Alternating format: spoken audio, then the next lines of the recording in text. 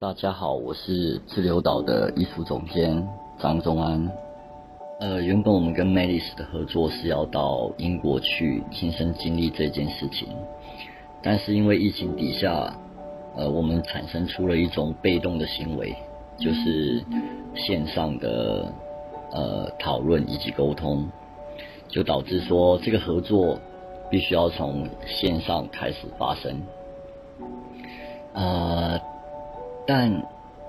但这个现象也其实为我们带来了一些新的以及有趣的一些发想啊，所以如果没有这个线上这个行为的话，可能那些想象跟发展是不会出来的。然后我个性本来就是比较怕生，所以其实一开始我们用线上的方式，可能对我可能会有更多的一些安全感，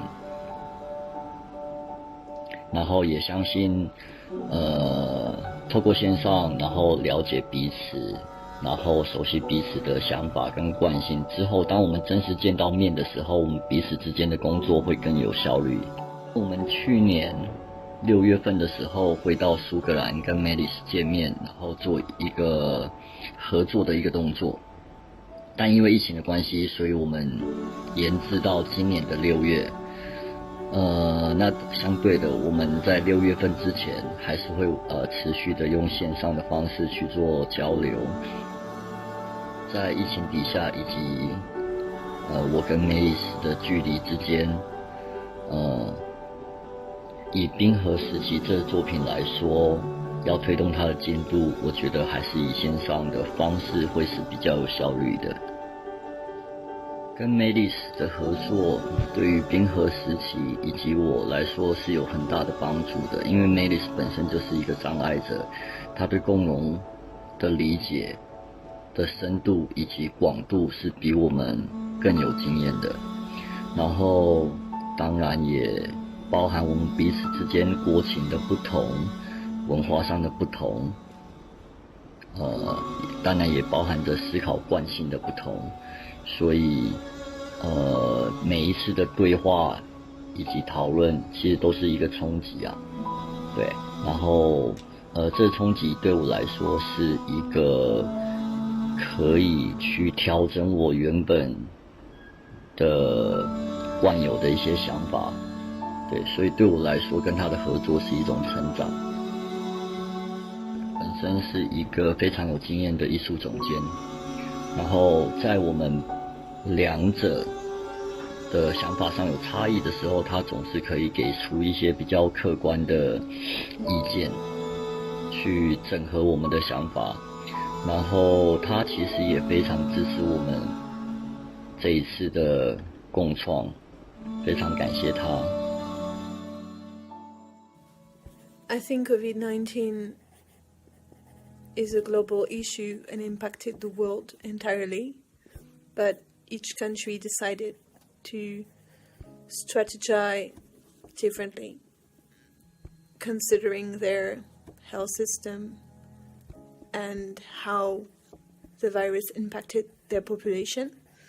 I just want to focus more about how the pandemic impacted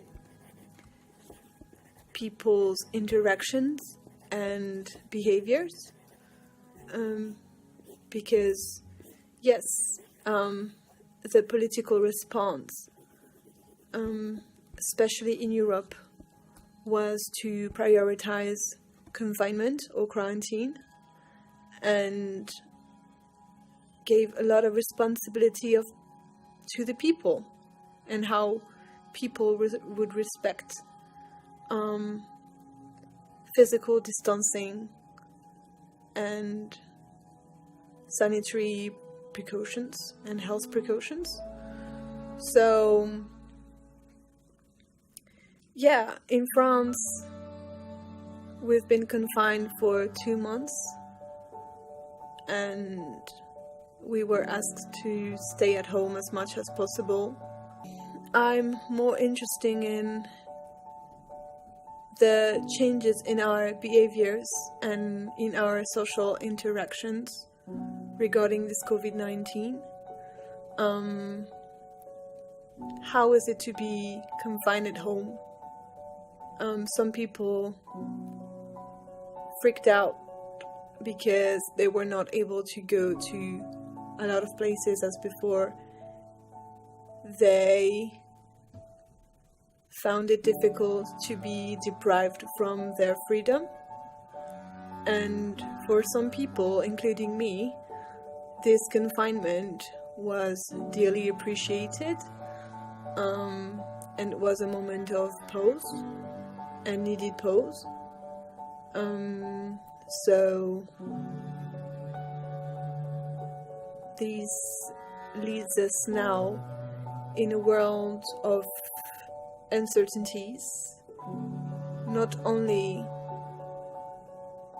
regarding the virus and the spread of the virus, but also how we're going to be able to socialize and interact with each other.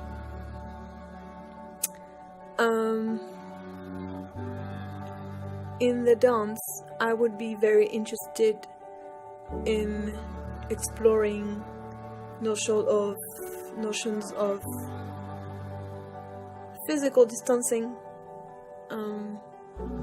contact, touch, and how this pandemic asked us to rethink about all of this.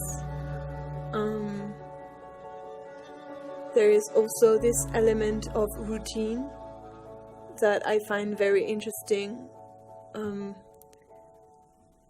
When I was confined, there was kind of a routine, on a daily routine that I was putting on, and I think it's something I could explore in the studio with the dancers.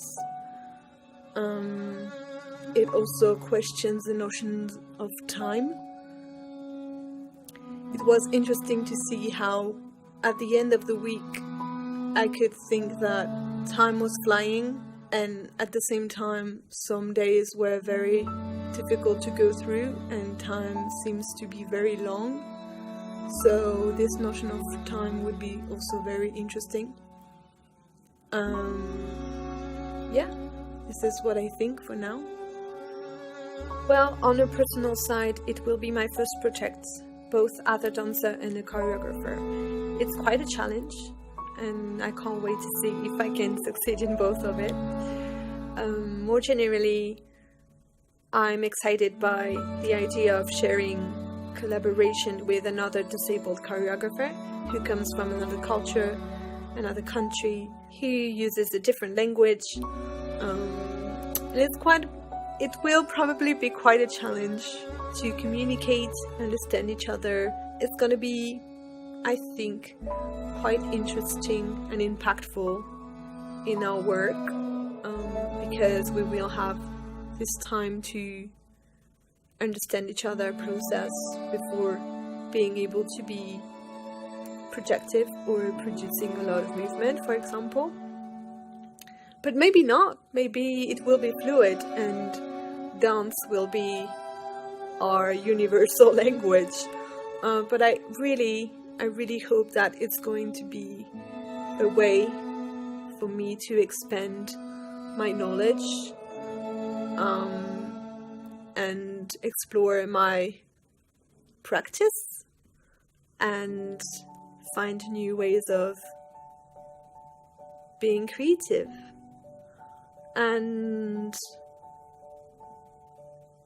yeah, and I like the fact that I will be able to travel for this project and be in other culture.